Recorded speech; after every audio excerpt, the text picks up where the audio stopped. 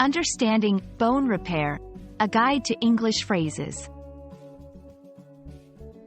Hello, everyone. Today, we're going to dive into the meaning and usage of the phrases bone repair.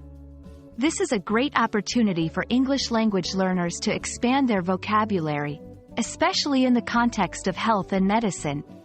Let's get started. Bone repair refers to the natural process of healing a broken or fractured bone. It's a biological process that the human body undertakes to fix skeletal injuries. When we say a bone is being repaired, it means that the body is naturally healing the damage.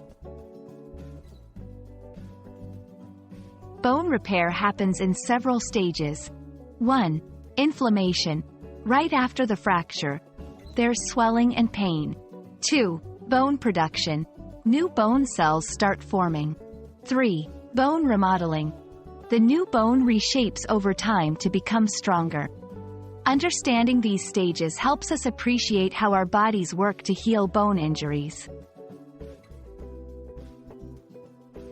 Here are some examples of how to use bone repair in a sentence. The doctor said my bone repair is going well, and the fracture will heal in a few weeks.